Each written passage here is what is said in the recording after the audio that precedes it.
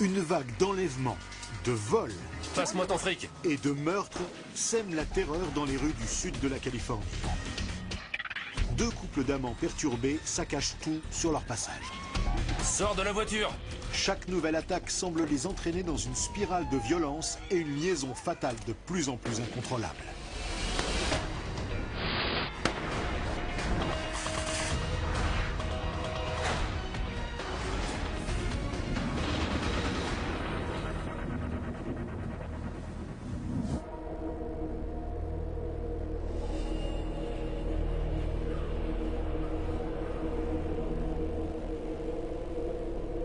Septembre 1991. Les habitants de West Covina, en Californie, vivent dans la peur. Une vague de meurtres aveugles et d'enlèvements s'abat sur la région. Les victimes sont choisies dans des lieux où tout le monde se considère en sécurité. Shirley Dino Jean est assistante de direction. Elle travaille pour le patron d'une entreprise spécialisée dans le matériel de golf. Elle m'a dit au revoir de la main et j'ai fait pareil. Shirley part faire des courses dans un centre commercial très fréquenté. Un endroit où elle ne s'inquiète jamais pour sa sécurité, surtout à l'heure du déjeuner où il y a beaucoup de monde.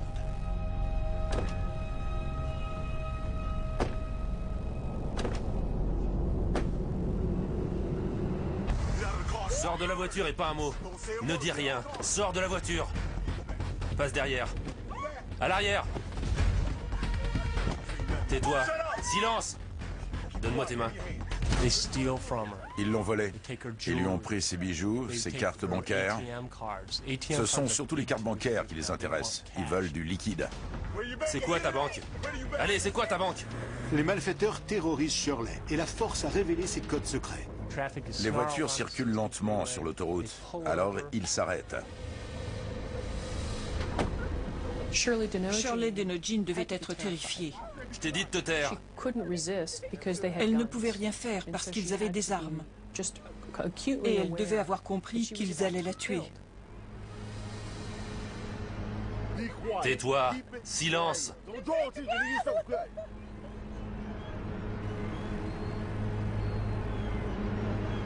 À l'aide!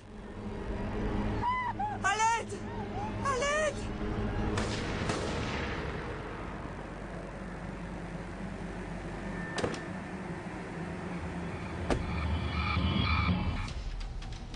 Quelqu'un entend les coups de feu et prévient la police. 1530 West Covina Parkway. Une voiture est allée inspecter les bords de l'autoroute et a découvert Shirley étendue sur le côté, près d'une barrière grillagée.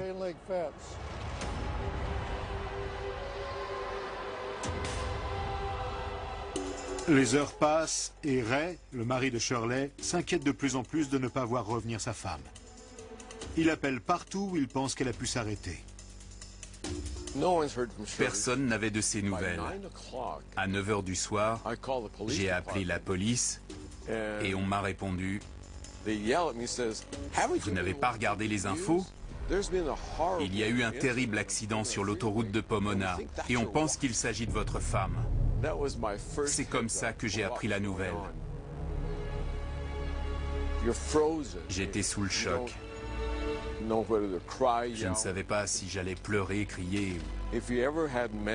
Si vous aviez connu Shirley, vous ne pourriez pas l'oublier. Son aura, sa présence se ressentait partout où elle allait. Shirley est la deuxième femme en 3 jours à se faire enlever dans un centre commercial. La peur atteint bientôt son paroxysme. L'unité spéciale créée pour traquer jour et nuit ces tueurs sans pitié a aussi pour rôle de rassurer les habitants terrifiés.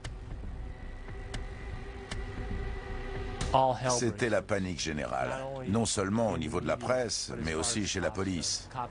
Les policiers étaient déterminés à les arrêter. Il y avait je ne sais combien de voitures de police patrouillant le secteur pour assurer la meilleure protection possible. La presse en a fait ses choux gras. Les journalistes n'y sont pas allés de main morte. Que les victimes soient hommes ou femmes ne semble pas faire de différence pour ceux qui commettent ces crimes. Les habitants sont en état de siège. Cela change votre perception des choses.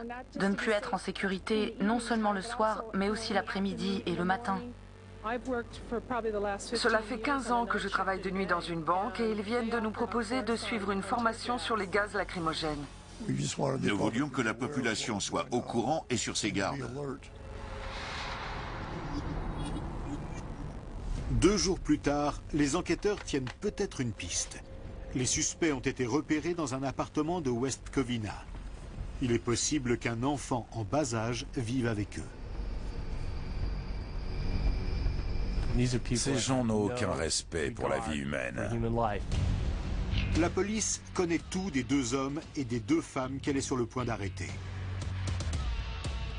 John Lewis, le meneur, semble avoir la gâchette facile.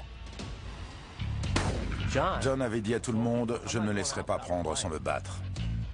John Lewis s'est allié avec Vincent Hubbard et sa petite amie Robin Machuca, une ancienne détenue qui leur sert de chauffeur. Ils ont à leur disposition plusieurs armes et ils ont déjà prouvé qu'ils sont sans pitié. Mais tu vas la fermer! S'il vous plaît, ne tirez pas!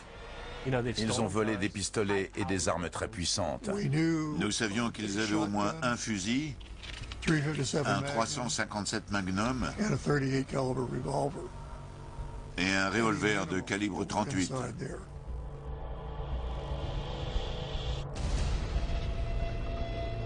Tout le monde se demande ce qui pousse ces jeunes à tuer. La seule façon d'avoir des réponses est de les capturer vivants. Ils se rapprochent, ils ont des grenades flash.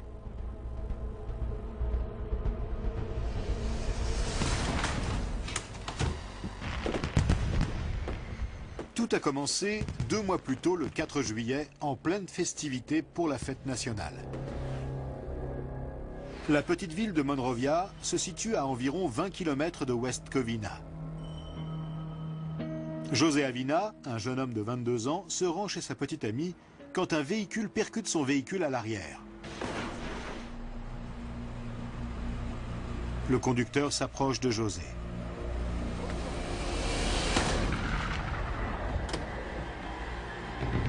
Il n'a pas eu le temps de se défendre, pas eu le temps de comprendre ce qui se passait.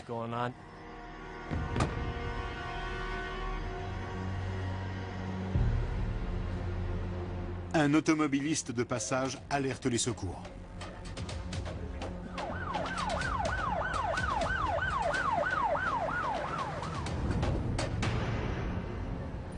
La victime a reçu une balle tirée à très courte portée par un fusil. Et il n'y avait aucun témoin. Aucune douille n'a été récupérée sur les lieux. Il ne semblait pas y avoir eu vol, dans la mesure où il avait toujours son portefeuille sur lui et qu'il contenait de l'argent. Cela ressemblait à un règlement de compte entre gangs, à cause de l'heure, du lieu et de la brutalité du crime. On se disait que c'était peut-être une affaire de gang. Depuis quelque temps, les gangs se montrent de plus en plus violents et leurs activités s'étendent. En 1991, l'épidémie de crack qui ravage les États-Unis est à son apogée et le nombre de carjacking et de cambriolages augmente. Les forces de l'ordre ont du mal à contenir les guerres de territoire entre les 2 gangs rivaux, les Bloods et les Crips.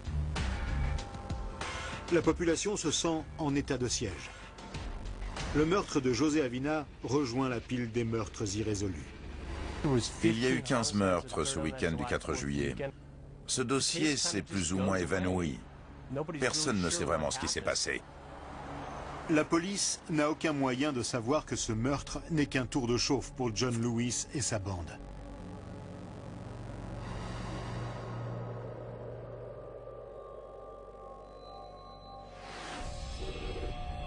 Un mois plus tard, à West Covina, le propriétaire d'un restaurant, Augustine Ramirez, et sa femme se préparent à rentrer chez eux avec la recette de la soirée.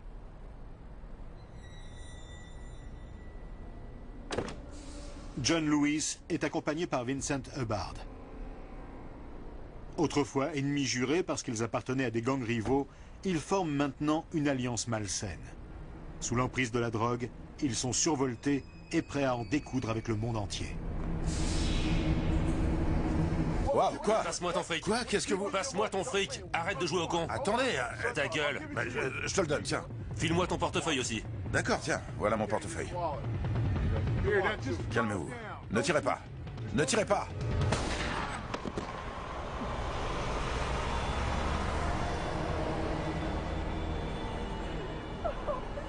La femme voit son mari à terre. Il a pris une balle dans le ventre. Augustine s'accroche à la vie et est emmenée d'urgence à l'hôpital. Ce qui est à la fois triste et ironique, c'est que son fils travaille à l'hôpital. Son fils est l'une des dernières personnes à s'occuper de lui. Augustine Ramirez est mortellement blessé. Il meurt avec sa famille à ses côtés. Tout ce que sa femme peut apprendre à la police, c'est que 2 hommes afro-américains ont tiré sur lui. Le restaurant d'Augustine a du succès et est très fréquenté, mais les tueurs ont surestimé la somme d'argent qu'ils allaient remporter. Le mobile semble avoir été le vol, et ils devaient penser que la caisse contiendrait beaucoup plus d'argent avec la recette du soir. Ils n'ont pas dit grand-chose, mais lorsque le propriétaire d'un restaurant est abattu dans un parking, les gens pensent à une multitude de scénarios possibles. Il pouvait s'agir d'un cambriolage ayant mal tourné, d'un fournisseur ayant un problème. Les possibilités ne manquent pas.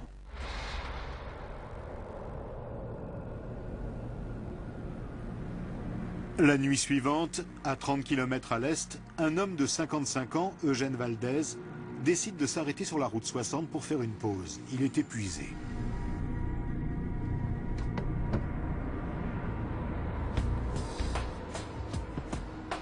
Il est repéré par John Lewis et Vincent Hubbard. Cette fois, ils sont accompagnés de Robin Machuca, une jeune femme de 22 ans, membre d'un gang et petite amie de Vincent. La petite amie de John est également dans la voiture. Âgée de 20 ans, Aileen Huber est la seule à ne pas avoir de casier judiciaire. Je veux cette caisse. Le mode opératoire de ces tueurs était de prendre leurs victimes par surprise pour avoir immédiatement le contrôle de la situation. Ouvre la porte ou je l'explose. Ouvre! Allez, va à l'arrière.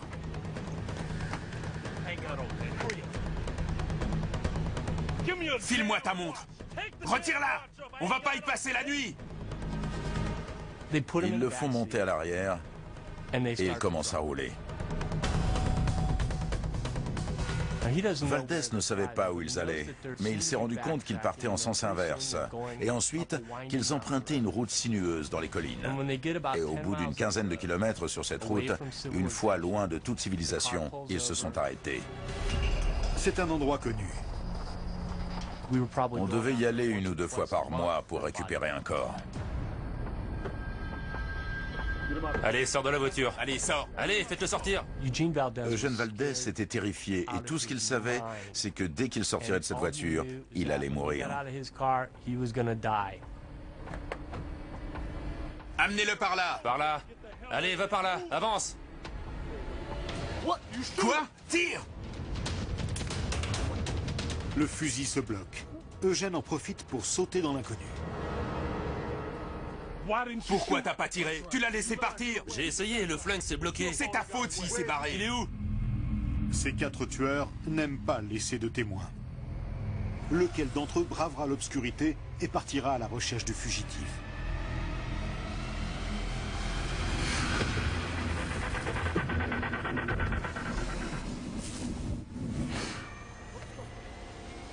Une bande de tueurs sans pitié terrorise la population.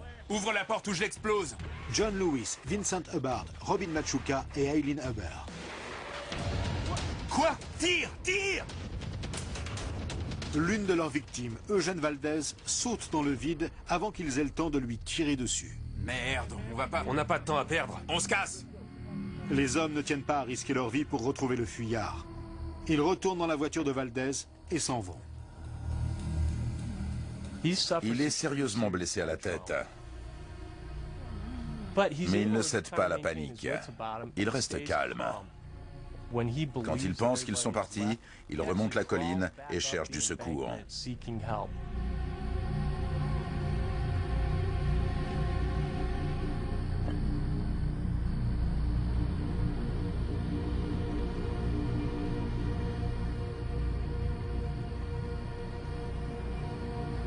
Eugène arrête une voiture et appelle la police.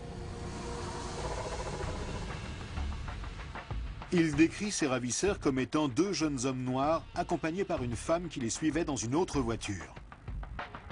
Il raconte aux inspecteurs que le chef de la bande était prêt à le tuer juste pour voler des pièces sur sa voiture. La seule raison pour laquelle il n'a pas tiré dans la voiture, c'est parce qu'il ne voulait pas qu'il y ait du sang sur la banquette arrière. C'est pour ça qu'ils sont venus jusqu'ici, dans un endroit isolé, où ils pourraient l'abattre hors de la voiture. Tout le monde sait à quelle sort Eugène vient d'échapper. Il était 1 h du matin environ. Il faisait nuit noire. Il court, il arrive au bord, et il saute sans savoir ce qu'il y a en bas.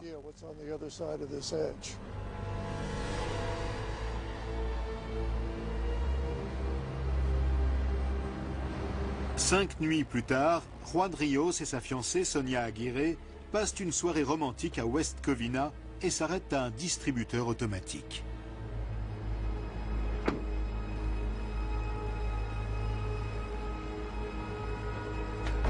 Passe-moi ton fric. Arrête ton char, passe-moi ton fric, sors tout ce que t'as sur ton compte. Ils veulent de l'argent, autant d'argent que possible. Ils vont lui prendre ce qu'il vient de retirer et ensuite, ils iront ailleurs et ils continueront à retirer de l'argent. Vincent force Sonia Aguirre à lui donner ses bijoux.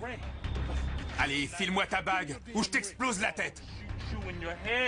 Ça vient! Retire-la, je t'ai dit. File-moi ta bague. Je suis sérieux. Les deux hommes dépouillent leurs victimes de tous leurs biens, mais leur calvaire ne s'arrête pas là.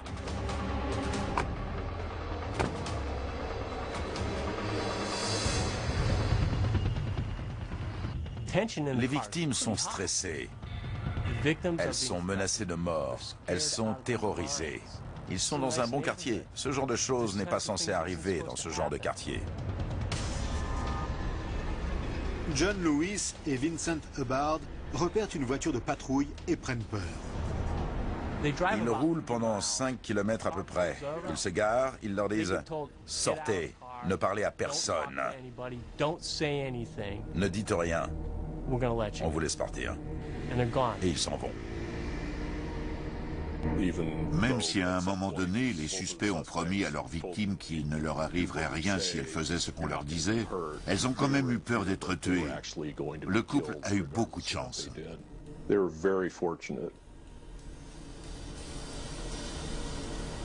Eileen, John, Robin et Vincent habitaient ensemble dans un appartement à moins de 2 km de ce distributeur automatique.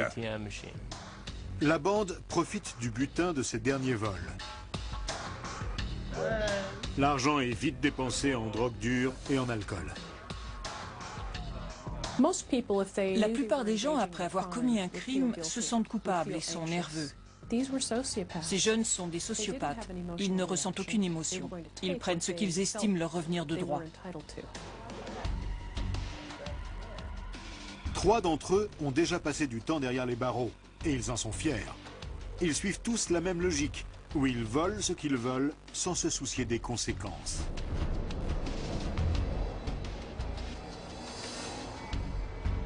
Ils envient la société normale. Ils sont jaloux et furieux de ne pouvoir en faire partie. C'est pour cette raison qu'ils s'en prennent aux victimes.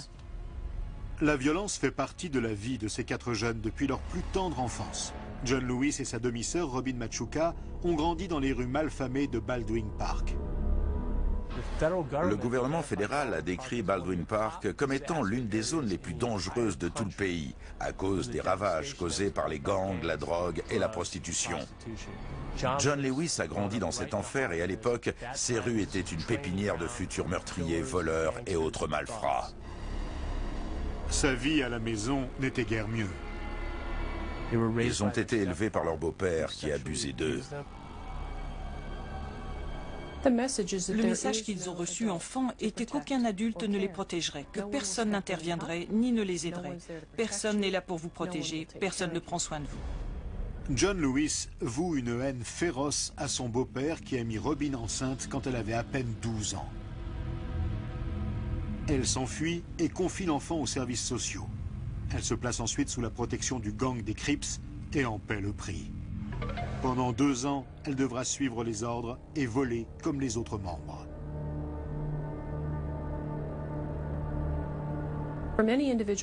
Pour de nombreux jeunes, le gang est une famille. Et qui dit famille dit loyauté. Elle devient vite dépendante des drogues. Et à 15 ans, elle est arrêtée pour cambriolage. Elle est envoyée dans un centre de détention pour mineurs quand elle dit aux policiers qu'elle a besoin d'un endroit où rester. Une fois libérée, elle continue à avoir des ennuis avec la justice. Robin devient une véritable délinquante et elle commence à sortir avec un autre membre de son gang, Vincent Hubbard. Il fait attention à elle et elle fait attention à lui.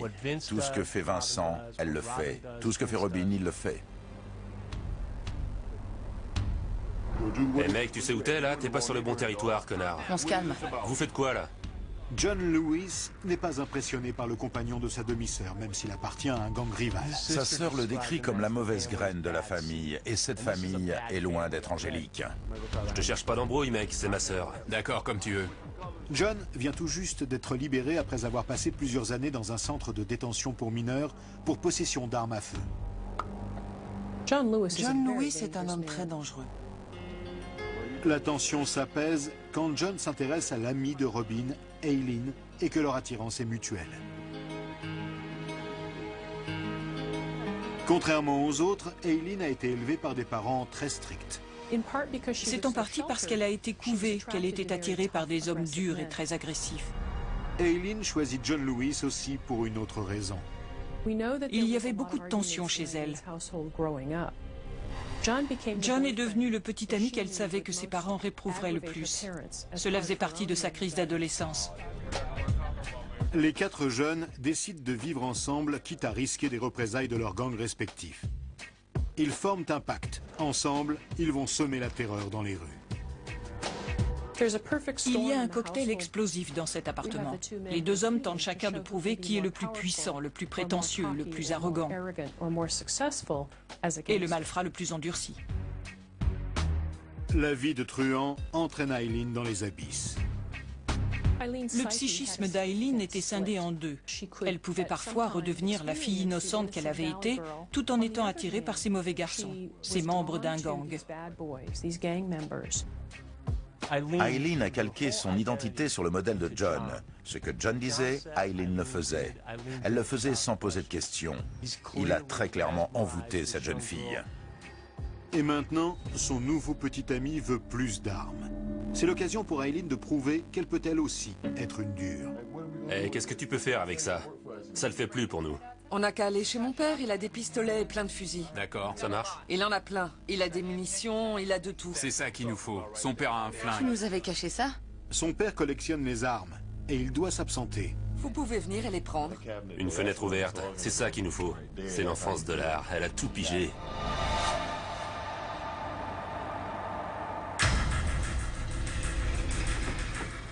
Elle laisse le loquet d'une fenêtre ouvert pour que les hommes puissent s'infiltrer dans la maison. Aileen gagne le respect de la bande avec cette information. Aileen savait qu'elle n'était pas taillée dans le même bois que John, Vincent ou même Robin. Elle leur a fourni des armes pour prouver sa valeur à leurs yeux, pour montrer qu'elle avait sa place dans le groupe. Avec leur tout nouvel arsenal, la bande a hâte de reprendre ses activités dans la rue et de continuer à y semer la terreur et le chaos.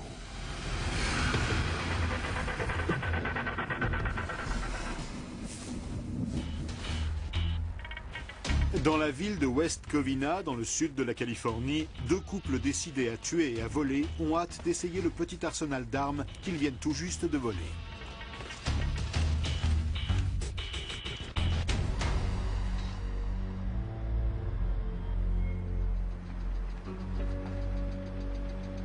Un homme de ménage de 40 ans vient de passer le week-end à célébrer le mariage de sa fille.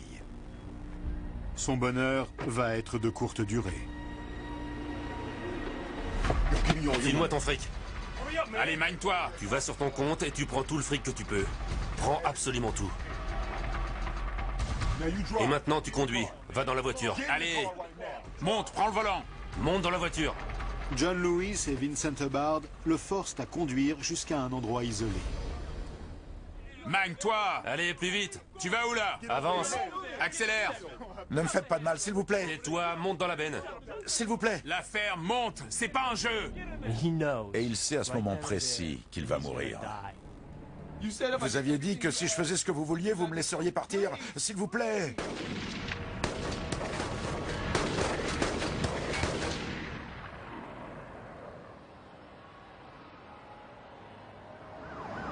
On nous a rapporté que des coups de feu avaient été entendus aux alentours du collège Edgewood, à West Covina. Des voitures de patrouille sont allées sur place.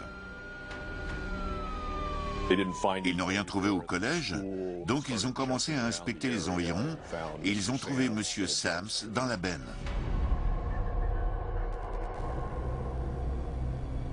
Je suis sûr que M. Sams savait que monter dans cette benne était la dernière chose qu'il ferait de sa vie, qu'il n'en ressortirait pas.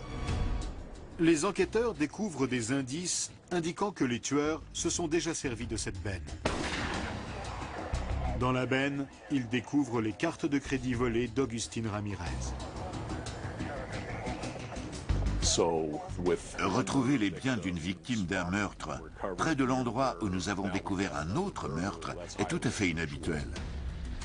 On travaille à l'envers. On essaie de retrouver quels ont été les derniers moments de sa vie, ce qu'il faisait, où il allait. On a contacté sa famille, sa femme. Il avait l'intention de passer à la banque pour retirer de l'argent. Donc, on savait que c'était le dernier endroit où il a été vu. Juan Rios et Sonia Aguirre ont été kidnappés au même distributeur 4 jours plus tôt. Mais ils ont été épargnés. Le fait qu'ils reviennent toujours aux mêmes endroits semble indiquer qu'au fur et à mesure qu'ils commettent des crimes, ces malfaiteurs deviennent de plus en plus audacieux. Nous sommes en 1991. La police ne dispose pas des moyens actuels et elle a du mal à relier ses affaires entre elles. Des inspecteurs spécialisés dans le vol enquêtent sur le vol dont ont été victimes Sonia Aguirre et M. Rios. Des inspecteurs de la criminelle enquêtent sur le meurtre d'Augustin Ramirez. Et enfin, avec cette hausse de la criminalité, d'autres inspecteurs ont été appelés pour s'occuper de l'affaire Willie Sams.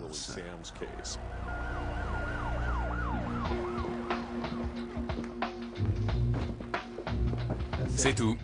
Pendant ce temps, les meurtriers dépensent sans compter. Bien, cela fera 708 $. Lorsque Vincent et Robin tentent d'utiliser la carte bancaire de Willie Sams, Je comprends. il y a un problème. Je suis désolée, votre carte a été refusée. La caissière a des soupçons.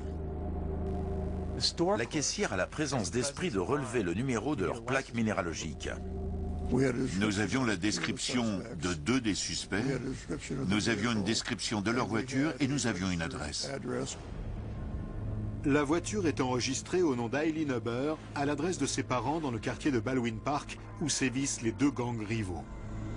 Les enquêteurs ignorent qu'elle a déménagé et qu'elle habite avec son amant, John Lewis.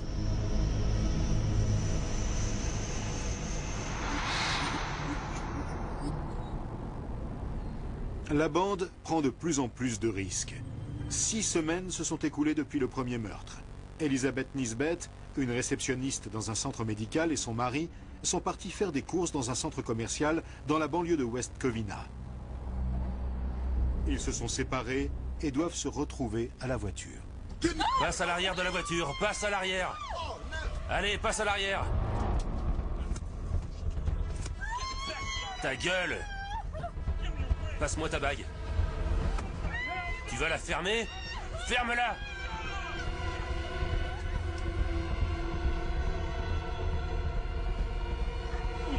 Allez, donne. Eileen Huber les suit en voiture. Ils vont sur l'autoroute. Elle est sur le siège arrière. Ferme-la! Pendant ce temps, le mari d'Elizabeth ne comprend pas où est passée sa femme. Il sort du centre commercial. Sa voiture n'est plus là. Sa femme non plus. Lorsqu'il est absolument convaincu qu'elle n'est plus là, il prévient la sécurité du centre commercial. Un bulletin d'alerte est lancé pour tenter de retrouver la voiture d'Elizabeth. La police la retrouvera-t-elle à temps?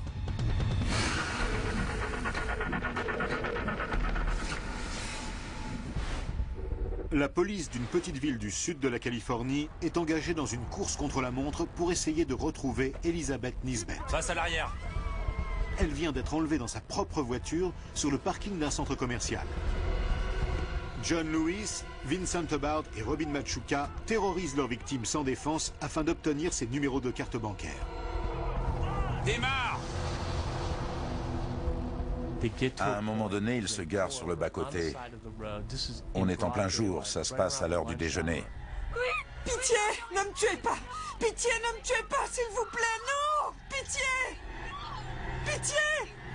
Tue-la! Pitié, ne me tuez pas, non! Ils ont tiré, tiré et encore tiré. Vincent savait que John aimait ça.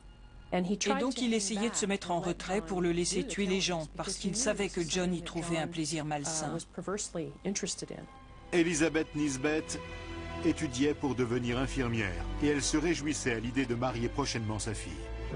Elle était assise dans la voiture à m'attendre. Je suis arrivé 10 minutes plus tard et elle n'était plus là. 30 ans de ma vie se sont terminés en 10 minutes.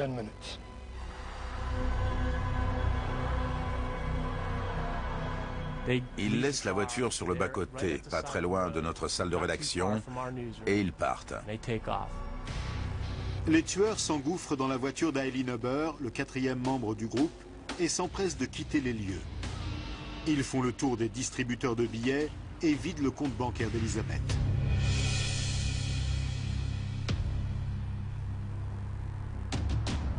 Plusieurs heures après l'enlèvement, un policier repère la voiture d'Elizabeth. 211, j'ai un véhicule suspect.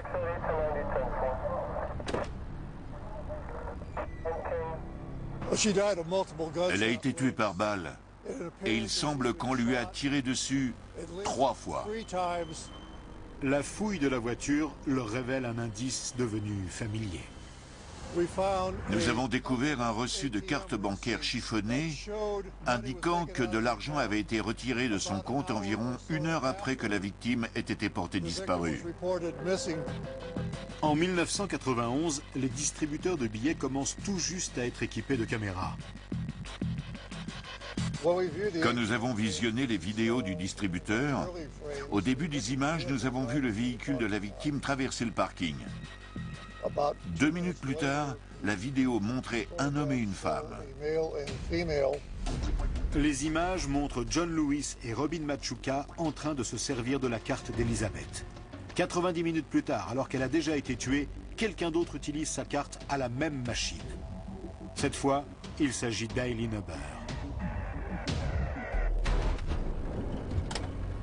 Il est très difficile d'enlever et de contrôler quelqu'un tout en conduisant. Les véhicules des victimes étaient abandonnés sur l'autoroute, ce qui signifie que soit les suspects partaient à pied, soit ils avaient un autre véhicule qui les suivait pour qu'ils puissent s'échapper. Il devait y avoir au minimum 2 personnes, mais nous pensions qu'il devait être 3 ou 4. Le rapport balistique relie ce dernier crime au meurtre précédemment commis. Les experts en balistique nous ont dit qu'ils avaient déjà vu des munitions comme celle-là 1 ou 2 semaines auparavant, mais dans un meurtre commis à West Covina, le meurtre de Willie Sams. C'était la même arme que celle utilisée pour ce dernier crime. Elizabeth a été enlevée dans un centre commercial très fréquenté. Les journaux s'emparent de l'histoire et parlent du meurtre en première page. Elizabeth Nisbet a été kidnappée dans un centre commercial, ce qui est probablement l'un des endroits où tout le monde se sent le plus en sécurité. Ils pensent qu'ils peuvent s'en sortir. Ils pensent qu'ils peuvent commettre ce genre de crime en plein jour et que personne ne pourra les attraper. Les crimes s'intensifiaient et il allait y avoir d'autres meurtres. Personne ne se sentait en sécurité. Chaque victime ne faisait qu'accroître l'appétit de la bande pour l'argent et le crime. L'attention des médias flatte leur ego. Leur perception de leur propre grandeur ne faisait qu'augmenter. John Lewis, leur chef, se drogue en permanence et il est persuadé que personne ne peut l'arrêter. Son goût du pouvoir, sa conviction que tout lui est dû s'en trouve amplifié. Il pense qu'il peut tuer sans être inquiété. Il pense qu'il peut prendre ce qui lui fait envie. Chaque meurtre renforce les liens malsains unissant les 4 jeunes. Il y a un effet d'escalade. Les montées d'adrénaline et le plaisir qu'ils ressentent à dépenser de l'argent leur donnent envie d'en avoir encore plus et de ressentir à nouveau cette excitation. Et tout ça ne fait que monter en puissance. La bande se retrouve vite à court d'argent et cherche à se réapprovisionner.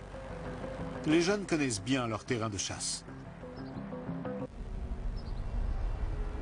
Ils reviennent 3 jours plus tard et en plein jour dans le même centre commercial où ils ont kidnappé Elizabeth Nisbet.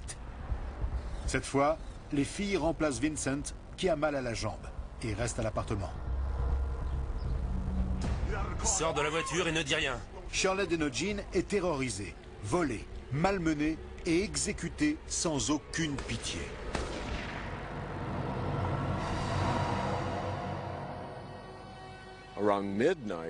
Vers minuit, je me suis rendu à la morgue du comté de Los Angeles et j'ai dû identifier son corps.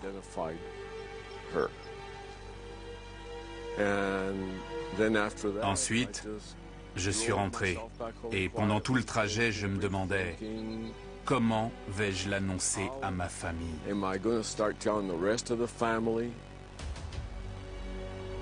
C'est à ce moment-là que les pièces du puzzle s'assemblent. Nous avons 2 meurtres commis au même centre commercial. C'était la panique générale. Non seulement au niveau de la presse, mais aussi chez la police. Les policiers étaient déterminés à les arrêter, parce qu'ils ne s'en étaient pas pris qu'à une seule personne, mais à 2 ou plus. La police demande à la population d'être extrêmement vigilante, mais elle ne révèle pas les conclusions du rapport balistique. Si les criminels avaient appris que la police avait fait le lien entre les différents crimes grâce aux armes utilisées, la première chose qu'ils auraient faite, s'ils étaient un tant soit peu intelligents, ça aurait été de se débarrasser de ces armes. Et nous avions peur qu'ils se débarrassent de leurs armes avant qu'on ne les arrête. La police crée une unité de force spéciale pour traquer les meurtriers. Plusieurs équipes d'inspecteurs de la criminelle travaillaient sur chacun des meurtres. Un policier de West Covina, de retour de patrouille, reconnaît les visages filmés par la caméra du distributeur à billets. Et il sait où la bande habite. J'ai pu identifier les photos. Je ne connaissais pas leur nom, mais je connaissais leur appartement et leur voiture. Et tout est parti de là. Et dire que pendant tout ce temps, les criminels se cachaient tout près. L'appartement est à 2 pâtés de maison de l'endroit où 2 des enlèvements se sont déroulés. C'était énorme. On a eu beaucoup de chance. Tout le monde était très excité.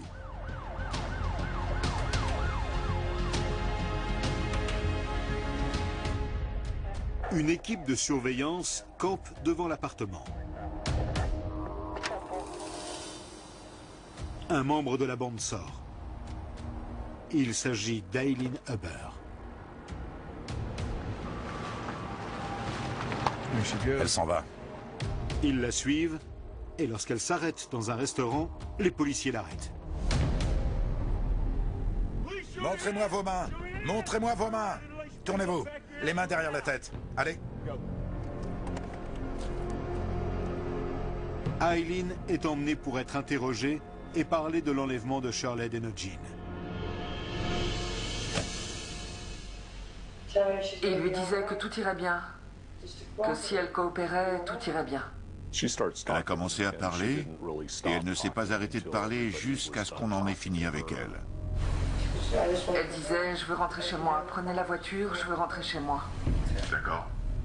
Eileen admet qu'elle et ses colocataires sont les tueurs que la police recherche et que son petit ami, John Lewis, est leur chef. Et ensuite, John est sorti de la voiture, le pistolet à la main. Et vous avez entendu le premier coup? Et les coups étaient comme pan, pan, pan, comme ça? Oui. Les enquêteurs trouvent des preuves de son implication dans les crimes. Elle leur dit que c'est la bague de fiançailles que John lui a donnée. Lorsque les policiers l'examinent, ils s'aperçoivent que c'est la bague de la première victime. Eileen avait un fantasme où elle se voyait partir avec John et où ils formaient un couple heureux. Elle ne se souciait pas de sa provenance, elle vivait son fantasme et portait la bague de la première victime en pensant que c'était sa bague de fiançailles. Ses rêves de lune de miel sont maintenant anéantis pour toujours. Avec Eileen derrière les barreaux, la police cherche maintenant à arrêter le reste de la bande. Les fugitifs savent que la police est sur leurs traces. John Lewis a vu à la télévision qu'ils avaient fait le lien entre les deux meurtres du centre commercial. Les jeunes savent que la police va venir les chercher. John Lewis n'a pas l'intention de se laisser prendre facilement. Je vais tirer sur les flics et je partirai en héros. Je suis le mec qui volait et qui tuait et c'est comme ça que je veux qu'on se souvienne de moi. Il dormait toujours avec un flingue, parfois avec deux.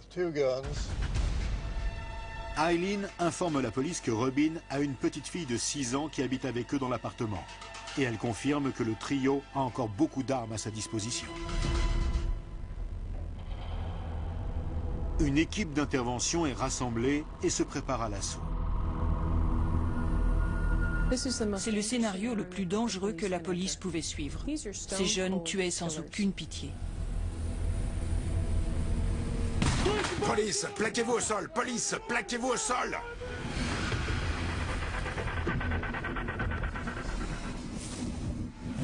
Une équipe d'intervention spéciale entre discrètement dans un immeuble de West Covina en Californie où elle espère arrêter 3 meurtriers. La police sait que les suspects ont des armes et qu'ils ne sont pas disposés à se rendre sans coup d'éclat. Police, plaquez-vous au sol! Police, plaquez-vous au sol! Les policiers trouvent les suspects endormis et les prennent par surprise. Ils sont arrêtés sans incident. La fille de Robin est conduite en sécurité. John Lewis, sa demi-sœur Robin Machuca et son petit ami Vincent Hubbard sont amenés au poste pour être interrogés. Police, montrez-moi vos mains. Tournez-vous, les mains derrière la tête. La petite amie de John Lewis, Eileen Hubbard, a été arrêtée et interrogée quelques heures plus tôt. Quand j'ai regardé à l'intérieur de l'appartement, il y avait plein d'armes. À l'intérieur du repère des tueurs, les enquêteurs découvrent des photos compromettantes témoignant de leurs exploits. On les voit les armes à la main. Il y a même une photo d'un enfant inconnu avec à la main l'une des armes ayant servi à tuer leur victime. Non, je savais que vous alliez venir. Je le savais. Je leur avais dit, ils vont me tuer dans cet appart. Je ne vais pas les laisser me prendre. John Lewis, Vincent Hubbard, Robin Machuca et Eileen Hubbard accumulent les chefs d'accusation. Complot, enlèvement, vol et meurtre. John Lewis raconte le moment où il a tué Shirley Dunn-Jean. Elle n'arrêtait pas de hurler. À l'aide! À l'aide! J'ai encore tiré.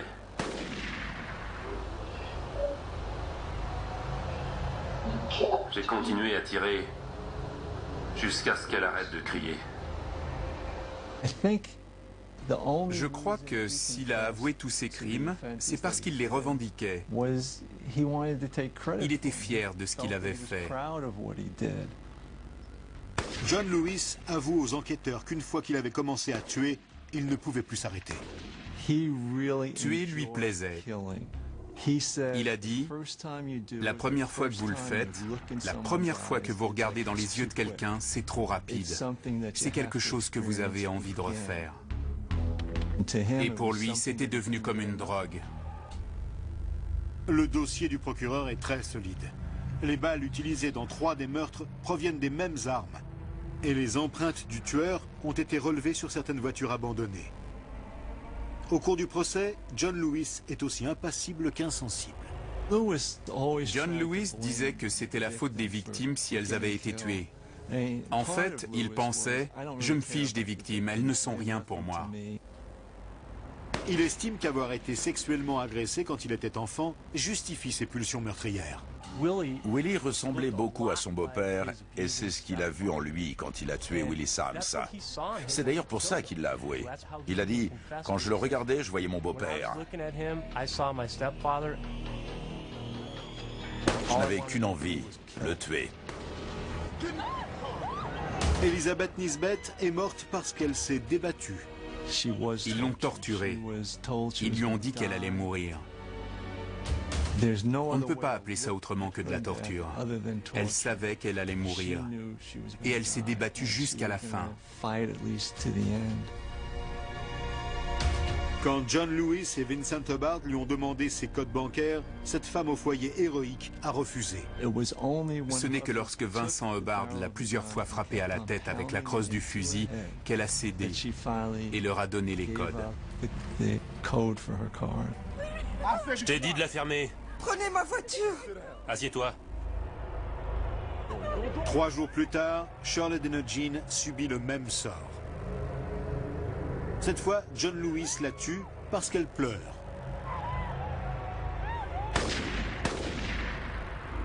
John n'avait pas le droit de pleurer. En fait, quand il était petit, il était puni quand il pleurait. Sa rage était une punition pour ses pleurs.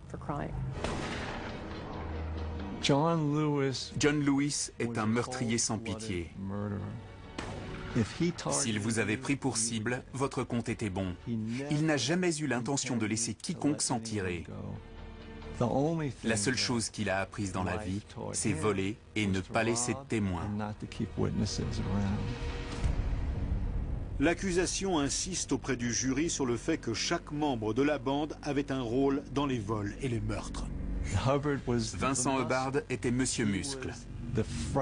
Il effrayait les victimes et les intimidait à tel point qu'elles ne cherchaient pas à se débattre. Les avocats de Robin Machuca et d'Eileen Huber ont avancé comme argument que leur cliente n'avait pas participé au meurtre. Mais l'accusation les considère aussi coupables que leurs amants. Eileen et Robin faisaient office de groupies. Elles étaient bien contentes de profiter du butin et d'aider comme elles le pouvaient. Sans elles, ces meurtres ne se seraient pas passés de cette façon. 27 chefs d'accusation sont retenus contre les 4 membres de la bande. John Lewis reçoit la peine la plus sévère, la condamnation à mort. John Lewis a eu ce qu'il méritait. C'était lui le tueur. C'était lui qui menait les opérations. Mais j'estimais que tous ceux qui avaient participé à ces crimes méritaient la peine de mort. Robin Machuca, Vincent Hubbard et Eileen Huber sont condamnés à la prison à vie sans possibilité de liberté sur parole. Le verdict apporte peu de réconfort à la famille des victimes. Je pourrais regarder en arrière et me dire, j'ai l'impression que c'était hier. Et pourtant ça fait 20 ans. Je me demande parfois ce qu'aurait été notre vie si on avait pu la continuer. Nous faisions tant de choses. Ça a ruiné ma vie.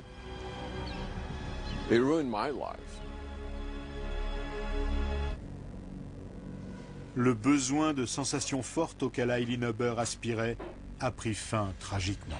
Je pense que c'était en partie un jeu. C'était comme une attraction dans une fête foraine. C'était marrant.